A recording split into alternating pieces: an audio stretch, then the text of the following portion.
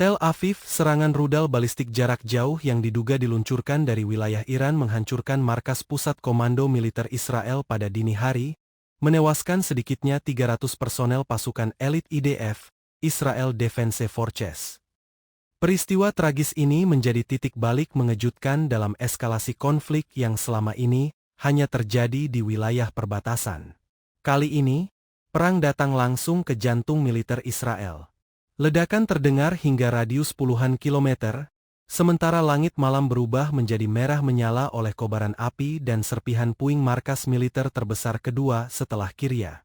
Beberapa saksi menyebutkan suara dentuman terdengar seperti, langit sedang muntah karena mual melihat kesombongan yang kelewatan. Serangan ini bukan hanya membawa dampak fisik, tetapi juga psikologis dan politis.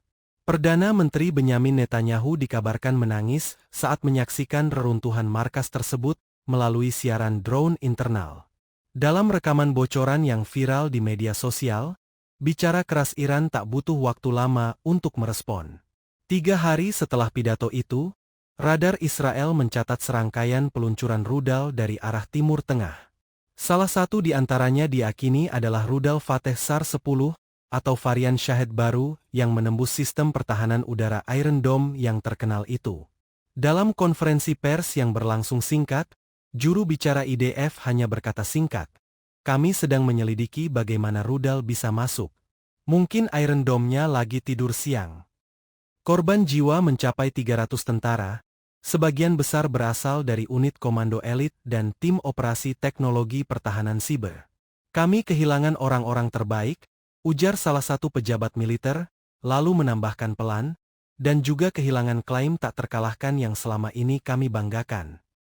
Warganet segera bereaksi. Tagar seperti Samer Netanyahu, Anaitv, dan bakar rudal mendominasi platform media sosial di berbagai negara. Bahkan, banyak pihak menyindir bahwa ini pertama kalinya Israel bikin headline bukan karena mengebom orang lain, tapi karena dibom balik. Beberapa media barat mencoba meredam dengan narasi simpati, namun tak sedikit pengamat yang menyebut kejadian ini sebagai karma kilat dengan presisi balistik. Warga Israel sendiri dilaporkan mulai kehilangan kepercayaan pada pemimpinnya. Demonstrasi kecil mulai muncul di beberapa kota, menuntut transparansi dari pemerintah atas serangan tersebut. Beberapa kritikus menyebut insiden ini sebagai hasil dari politik luar negeri yang mirip game RPG banyak ngomong, tapi lupa levelnya belum cukup. Rumah-rumah sakit mulai dipenuhi keluarga korban yang datang menuntut kejelasan. Keamanan diperketat dan sinyal komunikasi di beberapa wilayah dibatasi. Namun anehnya, sinyal Wi-Fi di markas militer sempat kembali menyala sebentar cukup lama untuk mengunggah video kehancuran ke YouTube lengkap dengan musik latar dramatis.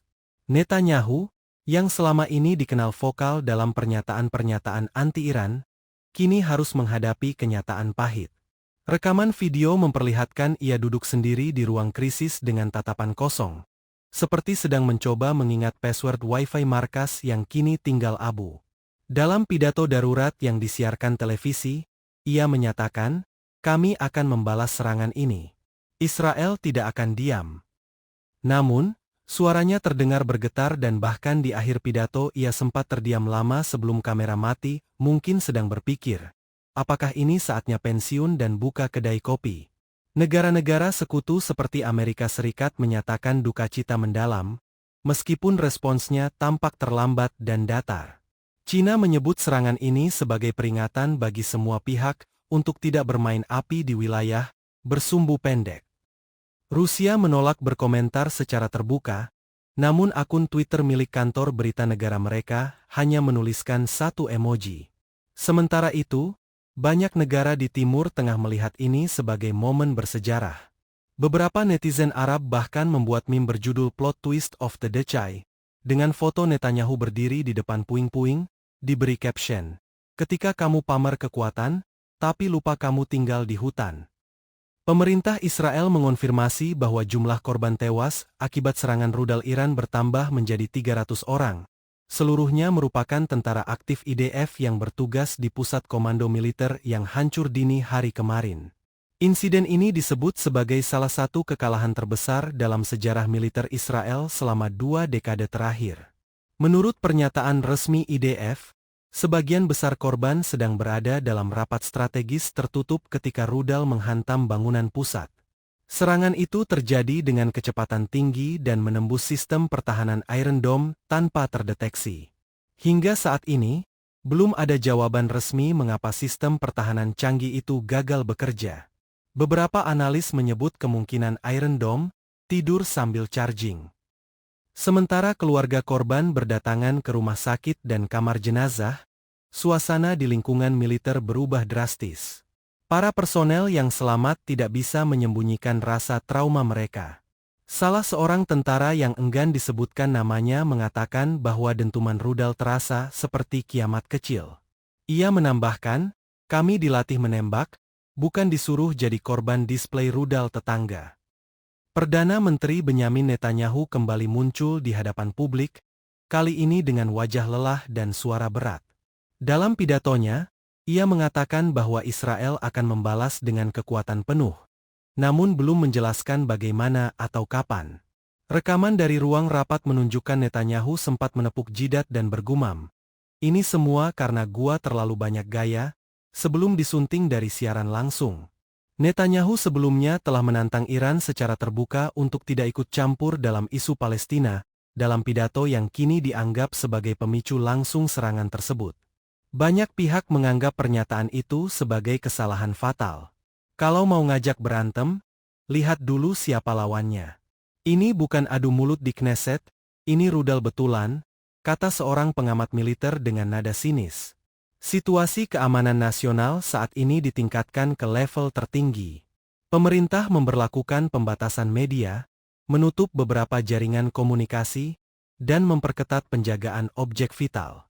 Namun, kritik tetap mengalir deras. Beberapa warga bahkan mencoret dinding markas cadangan IDF dengan tulisan, "300 nyawa buat bayar pidato satu orang. Mahal amat egonya." Di media sosial, tagar seperti "Lane Netanyahu out, Ice Iron Dome," dan Karma Strike menjadi trending global. Video drone amatir yang merekam sisa puing pusat komando dibagikan jutaan kali, disertai berbagai meme menyindir kegagalan strategi pertahanan Israel. Salah satu meme paling populer memperlihatkan Netanyahu di depan puing-puing dengan caption, "Ketika main PUBG tapi lupa ambil armor." Iran belum merilis pernyataan resmi, namun beberapa tokoh penting pemerintahan Tehran mengunggah pesan ambigu di platform digital. Salah satu anggota parlemen Iran menulis, "Kami tidak pernah melarang seseorang sombong. Kami hanya tunjukkan akibatnya." Beberapa jam kemudian, postingan itu dihapus, tapi tangkapan layarnya sudah menyebar ke seluruh dunia. Dunia internasional terbelah dalam merespons kejadian ini. Amerika Serikat menyatakan dukungan penuh terhadap Israel, namun tidak menyebutkan tindakan spesifik. Rusia dan Cina menyarankan semua pihak untuk menahan diri, sementara negara-negara Timur Tengah lainnya tampak enggan mengomentari secara terbuka. Namun, sebuah akun parodi dari Mesir menulis, "Biasanya Israel kirim rudal, hari ini Israel terima paket balik. Cot tanpa ampun." Tekanan politik dalam negeri terhadap Netanyahu meningkat tajam. Beberapa anggota kabinet mulai mengambil jarak dan menyuarakan pentingnya evaluasi. Tapi seperti biasa, dalam politik, bukan siapa yang benar yang didengar, melainkan siapa yang paling dulu bicara di TV. Netanyahu menutup hari dengan pertemuan terbatas bersama petinggi militer dan intelijen. Di balik pintu tertutup, ia ditanya satu hal. Bagaimana bisa rudal musuh menembus sistem pertahanan tanpa satupun peringatan? Jawabannya? Hanya diam panjang. Mungkin karena lebih mudah menyalahkan takdir daripada mengakui kebodohan sendiri. Hari keempat setelah serangan rudal Iran, Israel tak lagi terdengar seperti negara dengan kendali. Demonstrasi meledak di berbagai kota besar dari Yerusalem hingga Haifa. Warga turun ke jalan sambil mengangkat poster bertuliskan, 300 tentara mati, 1 orang masih duduk nyaman. Dan kami tak memilih mati demi pidato bodoh. Kemarahan rakyat tak terbendung. Jika sebelumnya mereka masih diam karena takut terhadap militer dan keamanan dalam negeri, kini ketakutan itu dikalahkan oleh duka dan amarah. Seorang ibu berteriak dalam siaran langsung TV lokal. "Anakku mati bukan karena perang, tapi karena pemerintah yang sok ngajak ribut tetangga, padahal pintunya belum digembok."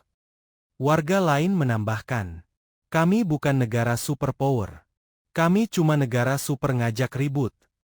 Tekanan dalam negeri makin mencekik. Oposisi mulai bersuara lantang menyerukan pemilu ulang dan meminta Netanyahu mundur. Namun, Netanyahu tetap bersikeras bahwa ini hanyalah ujian kebangsaan, dan bahwa Israel harus tetap bersatu di tengah tantangan. Sayangnya, rakyat tidak sedang ujian, mereka sedang menguburkan anak-anak mereka. Di dalam ruang kabinet, suasana lebih panas dari biasanya. Menteri Pertahanan terlihat beradu argumen keras dengan Netanyahu, sementara Panglima Tertinggi IDF menyarankan agar seluruh sistem pertahanan dikaji ulang. "Kami punya teknologi. Kami punya anggaran. Tapi kami tak bisa menahan satu rudal pun. Mungkin anggarannya kebanyakan dipakai buat promosi pencitraan," katanya pedas sambil melirik meja Perdana Menteri. Netanyahu sendiri mulai menunjukkan tanda-tanda kelelahan. Di luar sorotan kamera, ia dilaporkan menghabiskan waktu berjam-jam di ruang privatnya, hanya ditemani segelas teh dan layar laptop yang memperlihatkan laporan kerusakan. Seorang staf menyebut, beliau sedang memikirkan balasan, tapi mungkin juga sedang mikirin cara balas dendam ke Google, karena rudal Iran lebih viral dari namanya. Situasi militer pun tak lebih baik. Para prajurit muda kehilangan kepercayaan. Beberapa dari mereka mulai memposting isi hati secara anonim di media sosial, mengaku frustrasi dan tidak lagi yakin pada kepemimpinan saat ini. "Kami dilatih pakai senapan, bukan dijadiin target latihan rudal negara lain karena kesalahan politikus," tulis salah satu unggahan yang viral. Tekanan internasional juga mulai berubah arah. Jika sebelumnya sekutu-sekutu Israel memberikan dukungan moral, kini mereka mempertanyakan, bagaimana bisa pusat komando militer sebesar itu tidak memiliki pertahanan lapis 3? Salah satu laporan intelijen bahkan menyebut bahwa rudal yang digunakan Iran bukan tipe baru tapi model lama yang biasanya dipakai latihan. "Kita dibom pakai rudal museum," kata seorang jenderal dengan wajah pahit. "Dan ternyata kita kalah bukan karena teknologi, tapi karena terlalu yakin Tuhan ada di pihak kita saat kita bikin dosa kolektif." Sementara itu, Iran tetap menjaga sikap diam di forum internasional, tapi rakyatnya tidak. Pesta kemenangan kecil terjadi di beberapa kota besar di Tehran. Petasan dinyalakan dan gambar Netanyahu ditampilkan di layar jalanan, lengkap dengan efek api dan musik marching band. "Kami tidak mengumumkan perang," ujar seorang penyiar Iran. "Kami hanya mengirim balasan kartu ucapan yang isinya ledakan." Di tengah kekacauan itu, muncul satu bocoran mengejutkan. Dokumen intelijen yang menunjukkan bahwa para analis militer Israel sebenarnya sudah memperingatkan akan adanya serangan dari Iran seminggu sebelum kejadian. Namun, laporan itu ditunda pengesahannya karena dianggap tidak relevan dengan prioritas politik saat itu, alias nunggu Netanyahu selesai tampil gaya di forum internasional. Kini, publik Israel dihadapkan pada satu kenyataan pahit, bahwa negara yang mereka percayai untuk menjaga keamanan justru sibuk membangun citra di luar negeri, sambil membiarkan lubang pertahanan sebesar lubang roket. Dan ketika lubang itu benar-benar ditembak, suara ledakannya mengguncang seluruh kepercayaan. Semua mata kini tertuju pada langkah Netanyahu selanjutnya. Tapi sebagian besar rakyat sudah tak mau lagi melihat. Karena, bagi mereka, tak ada yang bisa diucapkan oleh seorang pemimpin yang selamat dari kehancuran hanya karena ia berada terlalu jauh dari para prajurit yang dikorbankannya sendiri. Pemerintah Israel mulai panik menghadapi gelombang kemarahan rakyat yang terus meluas. Demonstrasi anti-Netanyahu tak hanya terjadi di luar gedung parlemen, tapi juga menyebar ke basis-basis militer, universitas, bahkan ke beberapa kantor media besar yang dikenal pro-pemerintah. Rakyat bukan hanya marah karena jumlah korban, tapi juga karena satu hal yang lebih menyakitkan. Diamnya pemimpin di saat rakyat menjerit. Pihak berwenang merespons dengan metode klasik, membungkam. Beberapa tokoh oposisi ditangkap dengan tuduhan menghasut, sementara media yang terlalu vokal mulai dibatasi aksesnya. Namun, upaya itu tak bisa lagi membendung derasnya suara publik. Mereka pikir ini 1940-an. Saat berita bisa disensor? Sayangnya sekarang orang pakai VPN dan otak, ujar salah satu jurnalis senior yang diskors setelah wawancaranya dengan keluarga korban viral. Pemerintah juga memperketat akses ke media asing, namun laporan dari luar tetap masuk dan membongkar apa yang coba disembunyikan. Salah satu outlet investigasi internasional menyebut bahwa Netanyahu sebenarnya telah menerima laporan potensi serangan rudal Iran seminggu sebelum kejadian, namun mengabaikannya karena terlalu sibuk menyusun pidato konfrontatif di forum global. Bahkan disebutkan bahwa staf keamanannya sempat memperingatkan, jangan bikin provokasi kalau bunker belum direnovasi. Kini, publik menyimpulkan bahwa Netanyahu tak hanya gagal mencegah tragedi, tapi juga ikut menyulutnya. Seorang pengamat politik berkata, ini bukan sekadar kegagalan intelijen. Ini seperti kamu sengaja ngajak berantem tetangga, terus lupa kamu tinggal di rumah kaca. Dalam upaya memperbaiki citra, Netanyahu mulai melakukan tur singkat ke rumah duka dan menghadiri pemakaman para tentara IDF. Tapi, kedatangan itu lebih banyak menimbulkan amarah ketimbang simpati. Di salah satu lokasi, keluarga korban menolak kehadirannya. Seorang ayah berseru di depan kamera, "Anakku mati bukan karena musuh, tapi karena pemimpin yang mengira nyawa tentara adalah konten politik." Netanyahu pun terpaksa meninggalkan lokasi dengan pengawalan ketat. Di internal militer, desakan mundur terhadap Netanyahu juga mulai terdengar. Sejumlah jenderal senior menyampaikan ketidakpuasan dalam forum tertutup. Mereka menilai bahwa keputusan-keputusan terakhir yang diambil bukan berbasis strategi militer, melainkan kepentingan politik. "Kami bukan pion di papan catur politik," ujar salah satu jenderal. "Tapi entah kenapa, kami selalu disuruh mati duluan." Dunia internasional pun mulai mengambil jarak. Negara-negara Eropa yang biasanya cepat mendukung Israel mulai diam. AS masih memberikan dukungan terbuka, namun tekanan dari Kongres dan publik Amerika mulai mengarah pada tuntutan investigasi independen. "Kami kirim bantuan militer buat pertahanan, bukan buat dibakar gegara pemimpin kalian ngebacot," ujar seorang senator, dalam wawancara yang tak sengaja terekam kamera. Sindiran terhadap Netanyahu makin brutal. Meme bertebaran, mulai dari editan wajahnya di poster film Titanic dengan caption, "I am the captain of this sinking ship," hingga potongan video pidatonya yang diedit seolah sedang melakukan stand-up komedi, lengkap dengan efek tawa dan tepuk tangan palsu. Namun dari semua kerusakan politik yang terjadi, yang paling dalam adalah hilangnya rasa hormat dari para tentara muda. Di satu barak, sekelompok prajurit menolak berdiri saat siaran pidato Netanyahu diputar. Seorang dari mereka berkata lantang, "Kami hormat pada negara, bukan pada orang yang menjual kami untuk headline berita." Kini jelas bahwa pembungkaman bukan lagi solusi. Rakyat tak butuh propaganda, mereka butuh jawaban.